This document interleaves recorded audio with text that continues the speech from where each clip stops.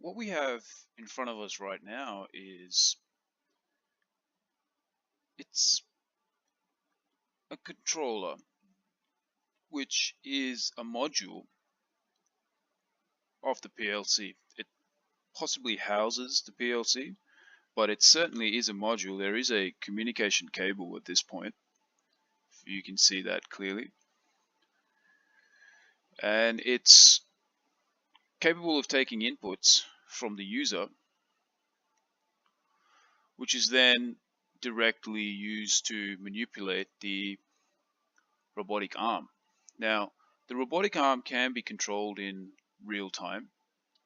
Uh, it's it's a very easy to control peripheral, very easy to control robotic arm. But what we're going to try to do is make that robotic arm stack 4 blocks, one on top of the other. So that requires it to have some kind of logical flow to execute that task.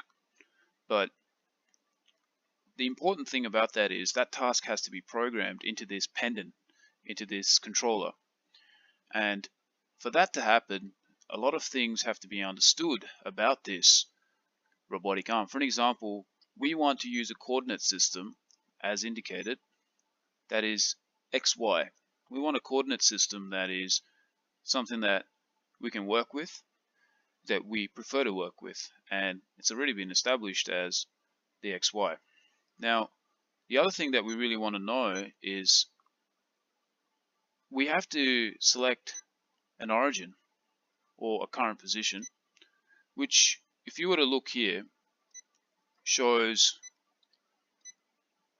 where the robot is in X, Y, and Z, and that's specified right here. If you were to go towards the right, we can actually see the rotations in each of those directions.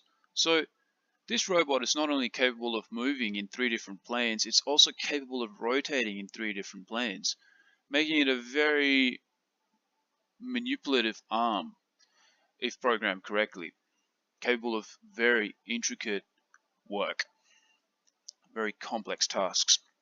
So now that we've established that we can actually gather coordinates, we go ahead and take a look again at what else is available. So we're also able to program tasks into the motorman, and if we were to have a look here,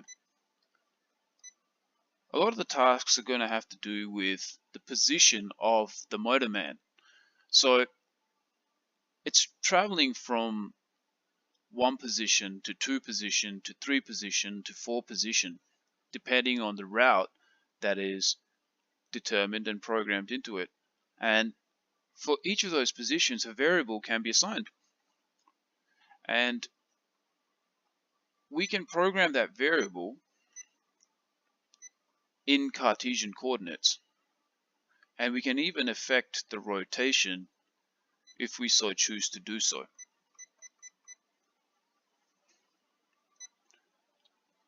Now, on top of all that, it's perhaps the most important, which is the job menu, which allows us to create new jobs. We can create a job, specify a name, and then proceed to actually execute that job. And right here is a full list, a library of jobs, and there are countless jobs created, some of which the name clearly don't suggest the purpose, and some of which are just names.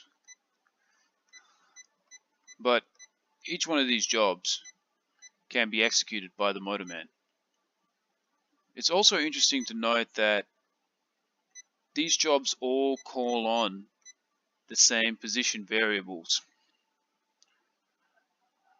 So if the job at the top and the job at the bottom both utilize position variable 0, if the job before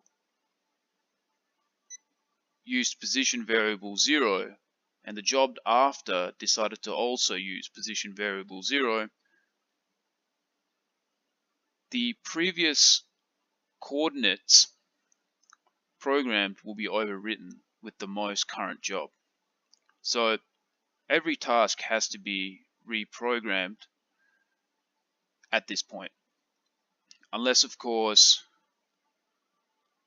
a more intricate method of specifying variables is utilized, which will allow those variables to retain their values and thus not ultimately affect the final job. So as specified, we're going to be attempting to program the motor man to execute a stacking task by programming position variables and creating jobs that will be called upon in series to demonstrate the capabilities of this mechatronic device.